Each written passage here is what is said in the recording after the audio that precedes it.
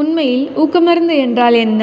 எளிமையாக சொன்னால், ஊக்கமருந்து என்பது தடை செய்யப்பட்ட பொருட்கள் அல்லது செயல்திறனை மேம்படுத்துவதற்கான முறைகளை பயன்படுத்துவதாகும்.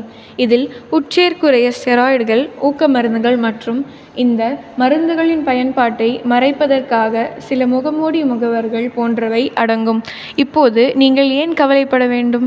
ஊக்கமருந்து எதிர்ப்பு விதிமுறைகள் நியாயமான விளையாட்டை உறுதி செய்வதற்கும், உங்கள் ஆரோக்கியத்தை பாதுகாப்பதற்கும், விளையாட்டின் ஒருமைப்பாட்டை பேணுவதற்கும் நடைமுறையில் இருந்தாலும், ஊக்க மருந்து பிடிப்பது தகுதி நீக்கம் மற்றும் இடைநீக்கம் முதல் உங்கள் நற்பெயருக்கு எப்போதும் களங்கம் ஏற்படுத்துவது வரை கடுமையான விளைவுகளுக்கு வழிவகுக்கும்.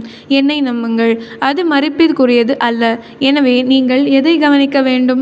உலக ஊக்கமருந்து எதிர்ப்பு நிறுவனம் அல்லது வாடா தடை செய்யப்பட்ட பொருட்கள் மற்றும் முறைகளின் வருடாந்திர பட்டியலை வெளியிடுகிறது. இந்த பட்டியலை தவறாமல் சரிபார்ப்பதை வழக்கமாக்கிக் கொள்ளுங்கள், ஏனெனில் இது ஆண்டுக்கு ஆண்டு மாறலாம். அறியாமை ஒரு சாக்கு அல்ல. இந்த பட்டியலை அவர்களின் இணையதளத்தில் அல்லது உங்கள் விளையாட்டு நிர்வாகக் குழு மூலம் காணலாம். சோதனை செயல்முறை பற்றி பேசலாம்.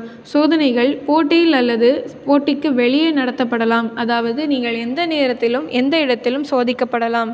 சிறுநீர் மற்றும் இரத்த மாதிரிகள் மிகவும் பொதுவான முறைகள் மற்றும் இந்த சோதனைகள் நம்ப முடியாத துல்லியமானவை.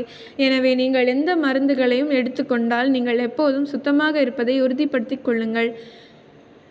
கலந்தாலோசிக்கவும், தேவைப்பட்டால் சிகிச்சை பயன்பாட்டில் விலக்கு பெறவும். சுறுசுறுப்பாக இருப்பது சிக்கல்களை தவிர்க்கலாம். சுத்தமாக இருப்பது அபராதங்களை தவிர்ப்பது மட்டுமல்ல என்பதை நினைவில் கொள்ளுங்கள். இது உங்கள் விளையாட்டு, உங்கள் போட்டியாளர்கள் மற்றும் உங்களை மதிக்கிறது. எனவே தகவல்